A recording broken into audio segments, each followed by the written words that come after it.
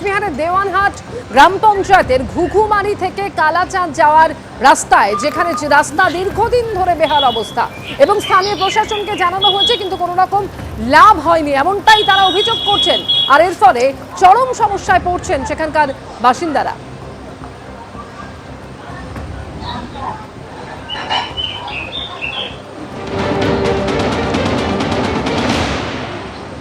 বেহাল রাস্তার জন্য চূড়ান্ত দুর্ভোগে কোচবিহারের দেওয়ানহাট গ্রাম পঞ্চায়েতের ঘেগিরঘাট গ্রামের বাসিন্দারা।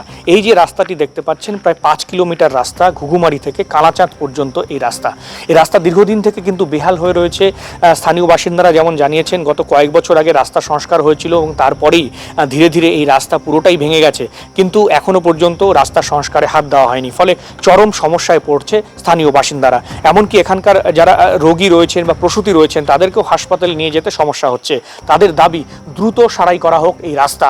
স্বাভাবিকভাবেই এখন প্রশ্ন উঠছে, আর কতদিন দুর্ভোগে থাকবে এই গ্রামের বাসিন্দারা। ক্যামেরায় শুভ সার সঙ্গে শুভেন্দু ভট্টাচার্য, এবিপি আনন্দ, কোচবিহার। জলপাইগুড়ির ছবি, যেখানে 20 বছর ধরে রাস্তার বেহাল অবস্থা, কিন্তু তাও কোনো রকম কোনো ব্যবস্থাই নেওয়া হয় না।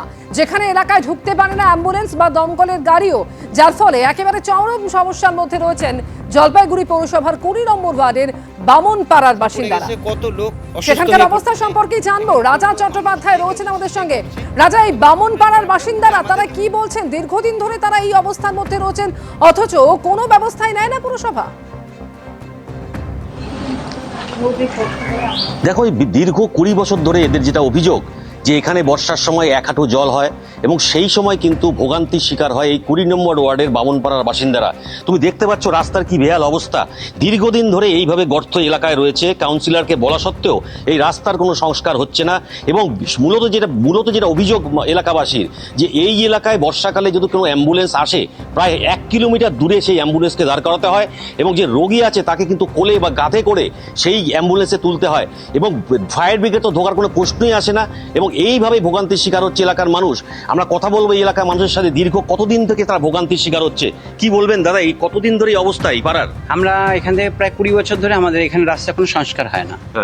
আমরা এই রাস্তাতে যখনই সামান্য একটু বৃষ্টি হলে পরের দিনই মানে সেই সময় থেকে আমাদের চলাফেরা বন্ধ হয়ে যায়। আমরা বহুবার কাউন্সিলরকে বলছি, এই এখন যে কাউন্সিলর আছেন তাকে বলা হয়েছে, তার আগের কাউন্সিলরকে বলা হয়েছে, কিন্তু এই রাস্তাটার সাথে বা এই গলির লোকের সাথে বৈষম্য বিরোধী আচরণ করা হয় কেন, সেটা আমরা তার কারণটা পরিষ্কারভাবে আমরা জানি না। যেহেতু এই এলাকায় তৃণমূলের কাউন্সিলর নেই, কংগ্রেসের কাউন্সিলর, সেই জন্য কি রাজনৈতিক কোনো ষড়যন্ত্র হচ্ছে রাস্তা সংস্কারের জন্য?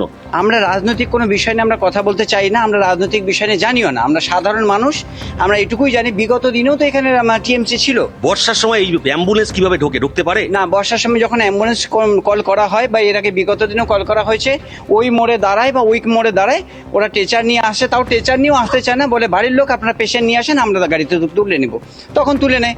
আবার এই কিছুদিন আগে এখানে একজন ছিল, মানে শ্বাসকষ্টের রোগী, বাইকে করে নিয়ে যেতে হচ্ছে, ওখানে গিয়ে অ্যাম্বুলেন্স আমরা দিয়েছি। তুমি শুনলে যে কিভাবে ভোগান্তির শিকার এই 20 নম্বর ওয়ার্ডের বাসিন্দাদের। বর্ষার সময়, মূলত বর্ষার সময় যে ভোগান্তির শিকার হতে হয়, চূড়ান্ত ভোগান্তির শিকার হতে হয় এই এলাকার মানুষ বর্ষাকালে। কারণ 1 হাঁটু জল হয়, সেই সময় যদি কোনো রোগী এখানে থাকে, সেই রোগীকে কিন্তু নিতে প্রায় 1/2 কিলোমিটার অ্যাম্বুলেন্স দাঁড় করিয়ে রাখতে হয়, ঘাড়ে করে পেশেন্টকে নিয়ে সেই অ্যাম্বুলেন্সে তুলে হাসপাতালে ভর্তি করতে হয়।